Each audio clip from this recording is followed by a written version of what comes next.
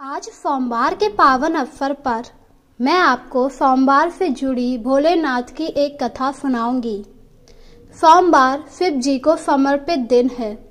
साथ ही इस दिन प्रदोष व्रत भी रखा जाता है। इस बार रविवार को प्रदोष व्रत था, पर सोमवार को भी कुछ दिन के लिए प्रदोष व्रत रहेगा। तो आइए शुरू करें। किसी समय एक नगर में एक बहुत दीन बुढ़िया रहा करती थी। बुढ़िया के कोई संतान नहीं थी। बूढ़ी होने की वजह से सभी लोग यही कहते थे कि अब बुढ़िया कभी भी मां नहीं बन पाएगी। वहीं बुढ़िया भी काफी ज्यादा दुखी थी और एक दिन उसने अपने पति से कहा, अजी मुझे लगता है अब हमें कभी भी संतान सुख प्राप्त नहीं हो पाएगा। हाँ सही कह रही हो, वैसे भी अब हमारे मरने की उम्र है, अब संतान कहाँ से हो सकती है। यह सुनकर बुढ़िया भी काफी ज्यादा दुखी हुई। एक दिन बुढ़िया गांव में ऐसे ही घूमने निकली। वो बुढ़िया कभी भी गांव में घूमने नहीं निकलती थी, क्योंकि गांव वाले उसे बांझ बुलाया करते थे। तभी उसने देखा एक जगह प्रदोष व्रत हो रहा था। उस दिन सोमवार था।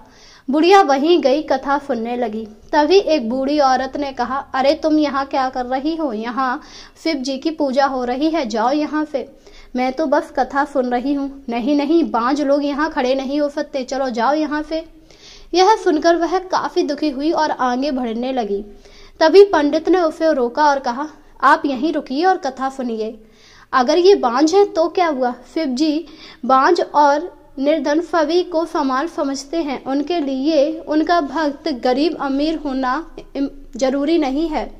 यह सुनकर बुढ़िया वहीं खड़ी हो गई और कथा सुनने लगी। इसके बाद उसने पंडित से कहा, पंडित जी ये शिव जी की कैसी कथा है, कृपया करके मुझे भी बताइए। ये प्रदोष व्रत कथा है, इसे करने से शिव जी आपकी सभी मनोकामनाएं पूरी कर देते हैं। क्या आप सच कह रहे हैं? अगर मैं ये व्रत करूंगी तो क्या शिव जी मेरी मनोकामना पूरी कर देंगे? हाँ हाँ बिल्कुल, पर क्या तुम इस उम्र में व्रत रख पाओगी? हाँ हाँ, मैं पूरी कोशिश करूंगी व्रत रखने की। यह कहकर बुढ़िया घर आई और उसने अपने पति को सारी बात बताई। उसके पति ने कहा, अब तुम्हारी उम्र हो चुकी है, रहने दो व्रत वगैरह, वैसे भी अब हमें संतान मिलने वाली नहीं। अजी शायद भोलेनाथ की कृपा हो जाए, व्रत करने में क्या जाता है। सोच लो, एक बार व्रत रख लिया तो फिर पूरे दिन तुम्हें भूखा प्यासा रहना पड़ेगा। हाँ हाँ मैंने सोच लिया है, वैसे भी इस जिंदगी से अच्छा है मर ही जाऊंगी। यह कहकर बुढ़िया ने अगले सोमवार को प्रदोष व्रत रखा और भोलेनाथ की पूरी भक्ति भाव से पूजा की। पूरे दिन बुढ़िया भूखी प्यासी रही। शाम के समय बुढ़िया भोलेनाथ की आरती कर रही थी, तभी अचानक उसे चक्कर आ गए।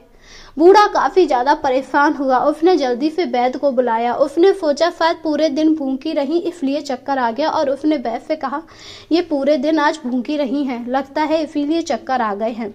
यह सुनकर जब वैद्य ने बुढ़िया को देखा तो बुरी तरह हैरान हो गया। उसने बूढ़े की तरफ देखा और कहा, नहीं नहीं, ये चक्कर इस वजह से नहीं आए हैं। तो फिर आखिर चक्कर क्यों आ गए इन्हें?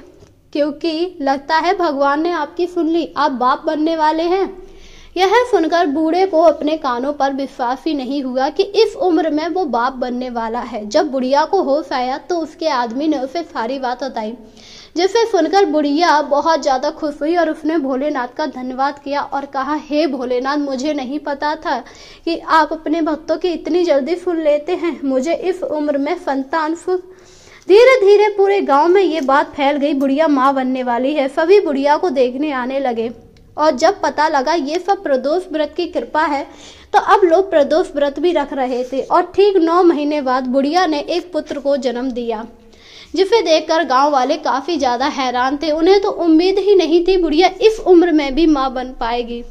इसी तरह जो भी भोलेनाथ की पूरी भक्ति भाव से पूजा करता है, भोलेनाथ उसकी सभी मनोकामना पूरी करते हैं। इसके बाद बुढ़िया ने उसका नाम शिवा रखा और अब बुढ़िया बहुत ही खुश थी, क्योंकि उसे मुख्य अग्नि देने के लिए उसका पुत्र आ गया था।